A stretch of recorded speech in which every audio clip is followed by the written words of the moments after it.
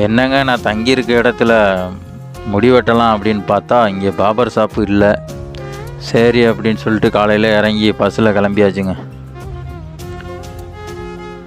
பஸ்ஸில் போயிட்டு அப்படியே போய் முடி வெட்டிட்டு வருவோம் அப்படின்னு சொல்லிட்டு அப்படியே போயிட்டு 257 பஸ் எடுத்துகிட்டு அப்படியே ஜூக்குன்னு கிளம்பியாச்சுங்க.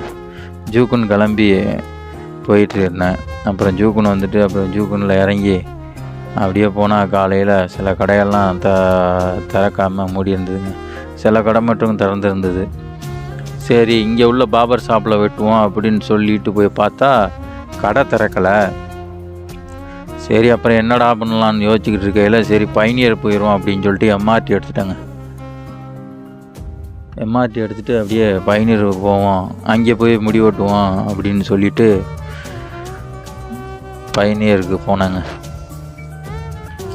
அப்படியே போயிட்டுருக்கையில தான் பாருங்கள் கூட்டமே இல்லை. ஏன்னா நான் காலையில் வெள்ளனை போனனால யாருமே இல்லைங்க.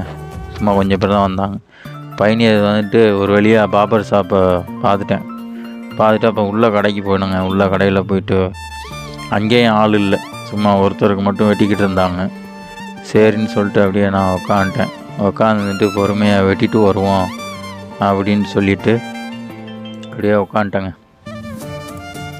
பார்த்தா பரவாயில்ல. இந்த பாருங்கள், இந்த தலை வெட்டுறதுக்கு முன்னாடி பார்த்துக்கோங்க. வெட்டுறதுக்கு முன்னாடி இந்த தலை தாங்க முடி பாருங்கள் எப்படின்னு சொல்லிட்டு. இது தாங்க, இது மாதிரி தான் இருந்தது. சரி அப்புறம் பக்கத்துலேயே மணி சேஞ்சர் இருந்தது. வெட்டி முடித்ததுக்கப்புறம் மணி சேஞ்சரில் போயிட்டு மணியை மாற்றுவோம் அப்படின்னு சொல்லிட்டு போனேங்க. பார்த்துக்கோங்க, இது அதுக்கப்புறம் வெட்டி முடித்ததுக்கப்புறம் பார்த்துக்கோங்க. இதுதான் வெட்டி முடித்ததுக்கப்புறம் எப்படி இருக்குன்னு சொல்லுங்கள்.